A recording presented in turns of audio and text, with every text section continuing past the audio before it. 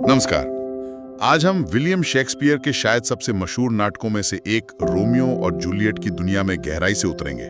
नमस्कार। हाँ, ये एक ऐसी कहानी है जिसे सब जानते हैं या लगता है कि जानते हैं, पर ये सिर्फ एक सीधी सादी प्रेम कहानी नहीं है। बिल्कुल नहीं। इसमें तो जुनून है, पुरानी दुश्मनी है, किस्मत का खेल है, समाज का दबाव, मतलब कई सारी परतें हैं। हाँ, और इसे समझने के लिए हमने कई अलग अलग स्रोतों को देखा है। जैसे रेडिट पर एक बड़ी दिलचस्प बहस चल रही थी कि सबसे अच्छी फिल्म कौन सी है इसकी। ओह हाँ, और साथ ही रोमियो के चरित्र का एक काफी गहरा विश्लेषण मिला। कुछ स्टडी गाइड्स हैं जो नाटक के जरूरी हिस्सों और साहित्यिक तकनीकों पर बात करती हैं। कुछ निबंध भी हैं जो बताते हैं कि ये आज भी क्यों प्रासंगिक है। रॉयल शेक्सपियर कंपनी के कुछ मशहूर कोट्स तो हैं ही, और लिट चार्ट्स के नोट्स भी काफी काम के हैं। हाँ, एक स्रोत का तो ये भी कहना था कि शायद प्रेम कहानी को बाद में जोड़ा गया हो, कहानी को और ज्यादा भावनात्मक बनाने के लिए। दिलचस्प है। इन सब धागों को एक साथ पिरोने की कोशिश करेंगे। तो चलिए शुरू करते हैं इसकी पड़ताल। तो सबसे पहले ये याद रखना जरूरी है कि ये एक ट्रेजेडी है, एक दुखांत नाटक, मतलब अंत सुखद नहीं होने वाला। हाँ बिल्कुल, और इसकी जड़ें, जैसा आपने पहले इशारा किया, वो आर्थर ब्रूक की 1562 की एक कविता में है, the tragical history of Romeus and Juliet. और मजे की बात यह है कि ब्रूक की कविता का मकसद कुछ और था। वो एक तरह की नैतिक चेतावनी थी, है ना, वासना के खतरों के बारे में। सही कहा, लेकिन शेक्सपियर ने उसे लिया और पूरी तरह बदल दिया। उन्होंने इसे प्रेम, जुनून और हाँ, किस्मत की एक बहुत ही जटिल मानवीय कहानी बना दिया। और वो सिर्फ कहानी नहीं कह रहे थे, उस समय जो पेट्रार्कन प्रेम की धारणा थी उससे भी वो खेल रहे थे। हाँ बिल्कुल, वो जो एक स्टाइल था जिसमें प्रेमी बड़ा दुखी, नाटकीय होता है, आहें भरता है और प्रेमिका को एक देवी की तरह दूर से पूछता है। ठीक वैसे ही जैसे रोमियो नाटक की शुरुआत में रोजलिन के लिए करता है। वो खुद को अंधेरे कमरे में बंद कर लेता है, दिन के उजाले से बचता है। एकदम, वो एक क्लासिक पेट्रार्कन लवर का रूप है।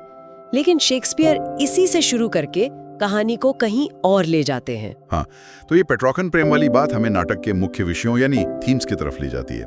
अक्सर इसे बस एक महान प्रेम कहानी की तरह देखा जाता है, पर कई स्रोत ये इशारा करते हैं कि शेक्सपियर शायद प्रेम और हिंसा के बीच जो एक खतरनाक अटूट रिश्ता है उस पर ज्यादा ध्यान दिला रहे थे। ये बहुत अहम बात है। नाटक में प्रेम तो है कई तरह का। एक तो ये रोजलिन वाला नाटकीय मोह, हाँ, और फिर रोमियो और जूलियट का वो सच्चा जुनूनी प्यार जो कि वर्जित भी है, फॉरबिडन लव, ये अपने आप में एक बड़ा थीम है। और इसी प्रेम कहानी के साथ साथ हिंसा हर वक्त मौजूद है। वो मॉन्टेग्यू और कैपुलेट परिवारों की सालों पुरानी दुश्मनी, वही तो कहानी को आगे बढ़ाती है। बिल्कुल, और ये दोनों चीजें, प्रेम और हिंसा, आपस में गुंथी हुई हैं। एक स्रोत इस बात पर ध्यान खींचता है कि कैसे जूलियट का प्यार रोमियो को थोड़ा नर्म बनाता है। हाँ, वो टाइबल्ट से लड़ने से मना कर देता है शुरू में और मर्क्यूशियो से चढ़ाता है, कहता है कि तुम एफेमिनेट हो गए हो, लड़कियों जैसे बन गए हो। और विडंबना देखिए, यही नरमी, यही शांति की कोशिश मर्क्यूशियो की मौत का कारण बन जाती है, जिसके बाद फिर रोमियो खुद हिंसा का रास्ता चुनता है, बदला लेने के लिए। तो ये एक दुष्चक्र जैसा है। प्रेम हिंसा को रोकने की कोशिश करता है, पर हालात उसे फिर हिंसा की तरफ धकेल देते हैं। यहीं पर वो क्लासिक शेक्सपियरियन सवाल आता है, किस्मत बनाम व्यक्तिगत चुनाव। क्या वो सच में स्टार क्रॉस लवर्स थे, मतलब उनकी किस्मत में ही दुख लिखा था, जैसा कि नाटक के एकदम शुरू में बता दिया जाता है? हाँ, या फिर उनके अपने फैसले, उनकी जल्दबाजी, जैसे रोमियो का टाइबल्ट को मार देना या फ्रायर लॉरेंस की वो चिट्ठी वाली योजना का फेल हो जाना, क्या इन चीजों ने उन्हें उस अंत तक पहुंचाया? स्रोत इस पर अलग अलग राय रखते हैं। शायद दोनों का ही हाथ था। बिल्कुल, और इसके साथ ही परिवार और समाज बनाम व्यक्ति का टकराव भी बहुत साफ है, खासकर जूलियट के मामले में। हाँ, उस पर पेरिस से शादी करने का जो दबाव डाला जाता है वो दिखाता है कि उस समाज में खासकर एक लड़की की अपनी इच्छा का कोई मोल नहीं था। परिवार का सम्मान, समाज के नियम, ये सब पहले आते थे। और हाँ, शेक्सपियर की भाषा, उस पर तो बात करनी ही होगी। स्रोत बताते हैं कि भाषा सिर्फ कहानी कहने का जरिया नहीं है, वो खुद एक थीम है। वो ऑक्सीमोरोन का इस्तेमाल कमाल का है। ओ ब्रॉलिंग लव, ओ लविंग हेट, मतलब झगड़ालू प्यार, प्यारी नफरत। ये किरदारों के अंदर का जो कंफ्यूजन है उसे दिखाता है। एकदम। और जब रोमियो और जूलियट पहली बार मिलते हैं उनकी बातचीत एक सोनेट बन जाती है। 14 पंक्तियों की कविता, ये उनके कनेक्शन की गहराई और पवित्रता को दिखाता है भाषा के जरिए। चलिए अब रोमियो के किरदार पर थोड़ा और ध्यान देते हैं। श्रुतों में उसके चरित्र का काफी विश्लेषण है। शुरू में तो जैसा हमने कहा वो एकदम पिटारकन प्रेमी है। हाँ, उदास, अकेला, रोजलिन के ख्यालों में डूबा हुआ। उसके पिता भी बताते हैं कि वो दिन में भी अंधेरा करके रखता है, एक आर्टिफिशियल नाइट बना लेता है अपने लिए। एक सेल्फ कॉन्शियस सफरर जैसा एक स्रोत कहता है, अपने दुख को जैसे ओढ़ कर चलता है। पर जैसे वो जूलियट से मिलता है, एक बड़ा बदलाव आता है। अचानक उसका प्यार ज्यादा वास्तविक, ज्यादा जोशीला हो जाता है। लेकिन यही उसकी जो कमी है, जिसे ग्रीक नाटकों में हेमर्शिया कहते हैं, वो चारित्रिक दोष जो पतन लाता है, वो भी सामने आती है। हाँ, उसकी जल्दबाजी, उसका आवेग, वो सोचता कम है, महसूस ज्यादा करता है और उसी भावना में बहकर काम कर देता है। ये हमें कई जगह दिखता है ना, जूलियट से मिलते ही प्यार, तुरंत शादी का फैसला। हाँ, फिर मर्क्यूशियो की मौत के बाद बिना सोचे समझे टाइबल्ट को मार देना। और अंत में जब उसे जूलियट की मौत की झूठी खबर मिलती है तो तुरंत जहर पीने का फैसला। कोई जांच नहीं, कोई इंतजार नहीं। बिल्कुल। एक स्रोत ने उसके चरित्र के कई पहलू बताए हैं। उसका प्रेम करने का तरीका बदलता है। रोजलिन के लिए वो मोह था, जूलियट के लिए जुनून, जिसमें धार्मिकता का भी रंग है। वो एक दूसरे को संत और तीर्थ यात्री कहते हैं। हाँ, ये दिलचस्प है, लेकिन साथ ही वो खुद को किस्मत का मारा भी महसूस करता है। फॉर्चून्स फूल कहता है खुद को, जैसे उसके साथ जो हो रहा है वो उसके बस में नहीं है। और वो उस समय की मर्दानगी की जो परिभाषाएं थीं, उनसे भी जूझता है। मर्क्यूशियो उसे लगातार उकसाता है, जो खुद बहुत ज्यादा मर्दाना, थोड़ा सनकी किस्म का है। मर्क्यूशियो उसका दोस्त भी है और फॉइल भी, मतलब एकदम उलट। रोमियो रोमांटिक है, मर्क्यूशियो यथार्थवादी, बल्कि कहें तो निंदक, सिनिकल। और रोमियो शुरू में शांति चाहता है, लड़ाई टालना चाहता है टाइबल्ट से, लेकिन जब मर्क्यूशियो मारा जाता है तो उसे लगता है कि अब उसे बदला लेना ही होगा, अपनी मर्दानगी साबित करनी होगी, तो वो हिंसक हो जाता है। उसका अकेलापन भी बदलता है। शुरू में वो रोजलिन के लिए दुखी होकर अकेला था, अंत में वो वाकई अकेला हो जाता है, निर्वासित, जूलियट से दूर। उसकी वो मशहूर बैल्कनी वाली speech, but soft, what light through yonder window breaks, it is the east and Juliet is the sun, ये उसके जुनून की हद दिखाती है। जूलियट उसके लिए जैसे पूरी दुनिया रोशन कर देती है। और फिर अंत में जब वो कहता है, then I defy you stars, तो मैं तुम्हें चुनौती देता हूँ सितारों। ये क्या है? क्या ये किस्मत के आगे हार न मानने का जज्बा है, या ये उसका अहंकार है, उसका ह्यूब्रिस, कि वो सोचता है कि वो नियति को बदल सकता है? ये शायद दोनों का मिला जुला रूप है।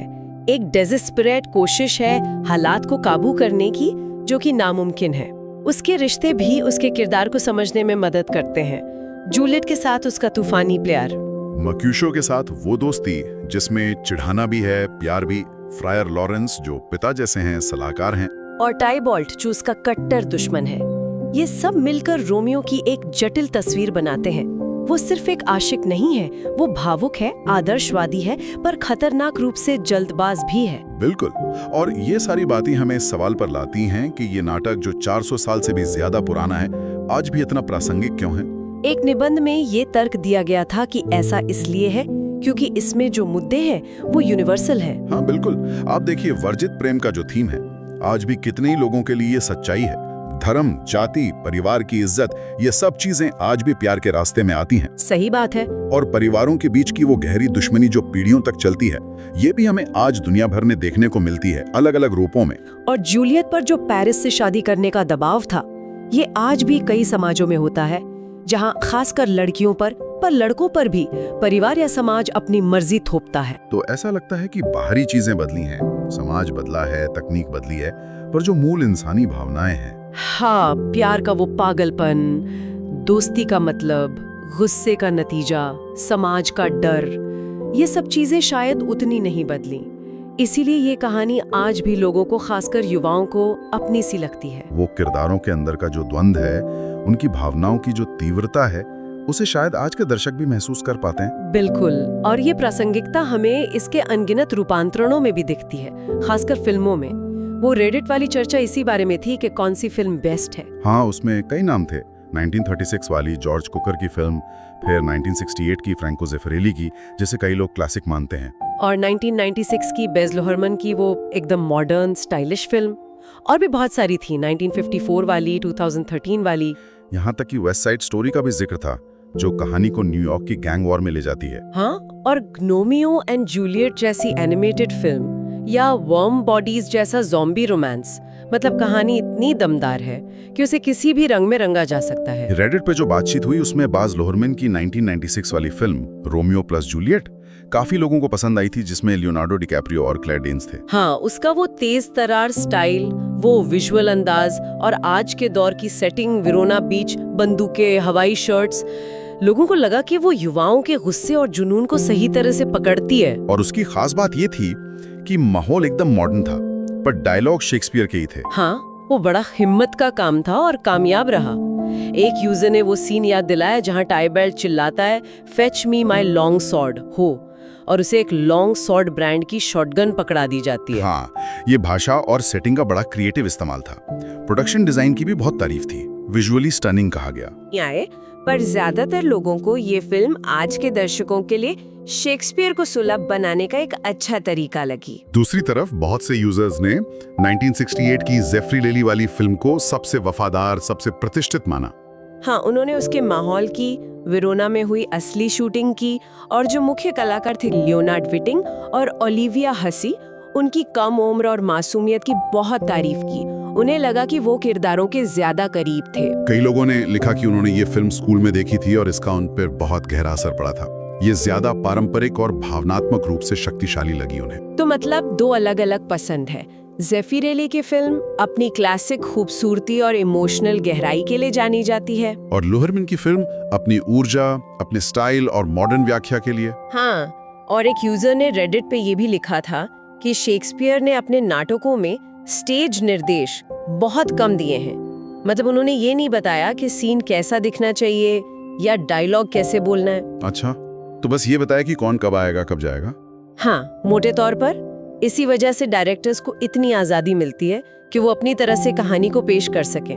हर पीढ़ी उसे अपने नजरिए से देख सकती है। शायद इसीलिए ये कहानी बार बार कही जाती है, अलग अलग अंदाज में।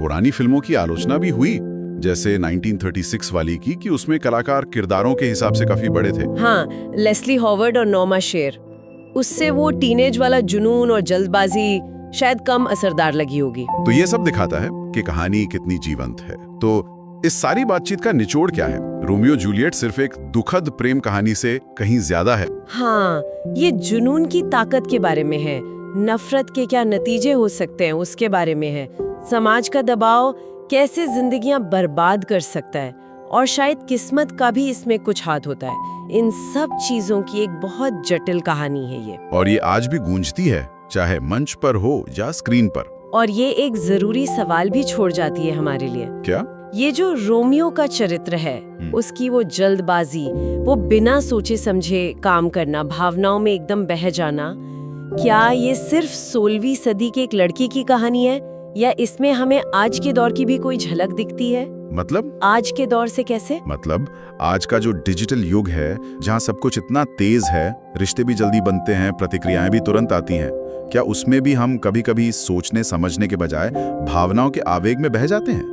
क्या रोमियो की जल्दबाजी आज के इंस्टेंट ग्रेटिफिकेशन वाले कल्चर में भी कहीं नजर आती है? ये सोचने वाली बात है। बहुत दिलचस्प नुक्ता उठाया आपने। इस पर वाकई गौर किया जा सकता है।